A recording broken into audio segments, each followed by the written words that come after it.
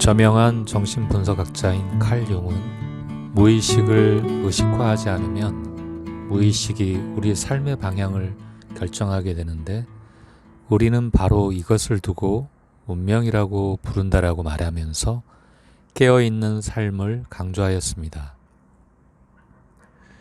여기서 의식화한다는 것은 저절로 생겨나는 생각과 자신이 알아차리지 못하는 사이에 무심코하는 행동을 알아차린다는 뜻입니다.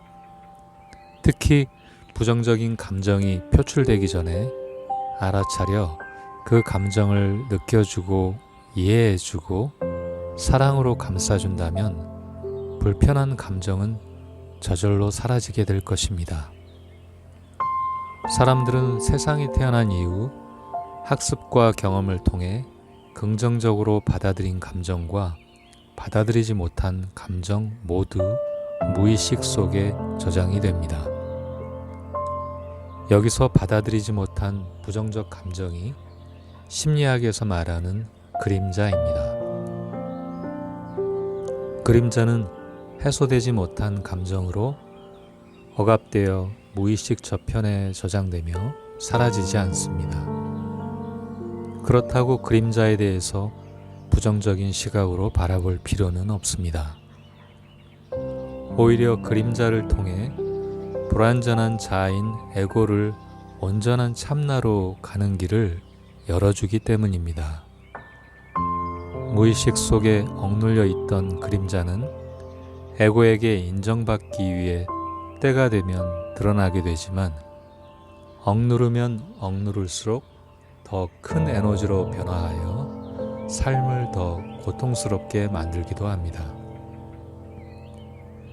이처럼 고통의 원인은 받아들이지 못하는 상반된 면, 다시 말하면 옳고 그름, 좋은 것과 싫은 것을 둘로 나누는 이원성에 기인하는 것입니다. 원래 에고는 세상을 좋은 것과 싫은 것을 분별하여 이원성으로 바라보는 특성이 있습니다. 특히 아직 지적으로 성숙되지 못한 어린 시절에는 어떤 사건 속에서 경험한 일을 단편적인 면만을 바라보기 쉽기 때문에 상반된 면을 받아들이지 못하고 그림자를 만들어 무의식 속에 억눌러 놓게 됩니다. 그러나 바람직하지 못하다고 판단하여 수용하지 못하고 억눌러 놓은 부정적 감정인 그림자는 사라지지 않습니다. 시간이 흘러 잊고 있었던 그 옛날 부정적 감정은 무의식 깊은 곳에서 다시 의식 표면으로 올라와서 다른 사람에게 그 감정을 투사하여 보여지며 갈등을 만듭니다. 바로 이때 의식 표면으로 올라오는 무의식에 의해 운명이라고 여겨지는 일들이 일어나게 되는 것입니다. 무의식을 제어하기 쉽지 않기 때문에 대다수의 사람들은 강한 카르마 또는 운명의 흐름에 내맡겨지는 상황을 경험합니다. 에고의 상태에서는 무의식에서 올라오는 생각과 감정에 쉽게 지배되고 푹 빠져서 그 생각과 감정에 맞는 인물의 상태를 연기합니다. 자신이 어떤 배역에 몰입되어 연기하고 있다는 것도 잊고 있기 때문에 저절로 생겨나는 생각과 감정을 알아차릴 수도 없습니다. 그래서 깨어있지 못한 상태로 무의식에 내맡겨지는 삶을 살아가게 됩니다. 자신이 무심코 일어난 생각과 행동을 알아차리지 못한 채로 무의식에 지배되어 삶을 살아가고 있다면 꼭두각시처럼 누군가에게 조종되어 살아가고 있는 것과 같습니다. 생각과 감정의 주인이 되어 알아차리고 무대의 주인공인 에고를 바라보는 객석에 앉은 참나의 마음으로 바라보아야 합니다. 그리고 그 감정을 느껴주고 이해해주게 되면 예정되어 있던 카르마는 없어집니다. 그러면 운명은 변하게 되고 영적인 성장을 이루게 됩니다. 무의식에 의한 카르마는 우리 자신을 괴롭히기 위해 오는 것이 아닙니다. 아직 깨닫지 못한 것을 알아차리고 지혜를 얻기 위한 기회를 주는 것입니다. 그런데 그 기회를 놓친다면 또다시 진실을 찾기 위해 더 큰 고통을 받아야 하는 씨앗을 심게 될 것입니다. 무의식에는 그동안 경험을 통해 생겨난 생각과 감정의 에너지인 염체가 쌓여 있습니다. 염체는 언제든지 조건만 되면 드러나게 되며 예정된 현실이 창조되는 원인 제공을 합니다. 그래서 어쩔 수 없는 정해진 운명에 의해 삶이 흘러간다고 생각할 수도 있습니다. 하지만 반대로 생각해보면 무의식에 저장된 생각과 감정이 드러날 때 알아차리고 제어할 수 있다면 운명을 바꿀 수 있다는 것도 알 수 있습니다. 그래서 운명을 좋은 방향으로 바꾸기 위해서는 매 순간 무심코 자동적으로 일어나는 생각과 행동을 알아차리고 의식화하는 연습을 할 필요가 있습니다. 의식화하는 연습 중에 하나가 기도입니다. 여기서 말하는 기도는 무언가를 바라면서 소리내면서 하는 기도가 아닌 텅 빈 상태로 집중하는 기도입니다.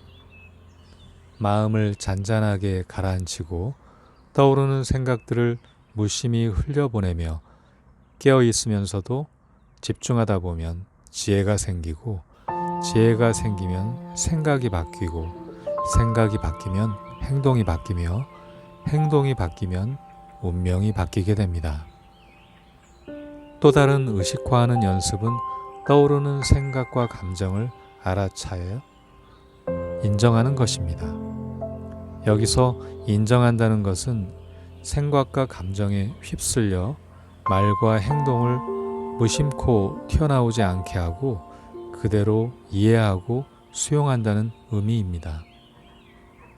예를 들어 무시를 받아서 화가 나는 감정이 들면 무시를 받았다고 생각하여 화가 나는구나.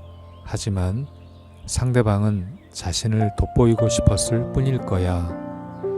사람들은 누구나 자신을 인정받고 싶어 하니까 라고 포용하는 참나의 시선으로 바라보는 것입니다. 생각과 감정을 인정을 하게 되면 이해하게 되고, 이해하게 되면 새로운 깨달음을 준 것에 감사하게 됩니다.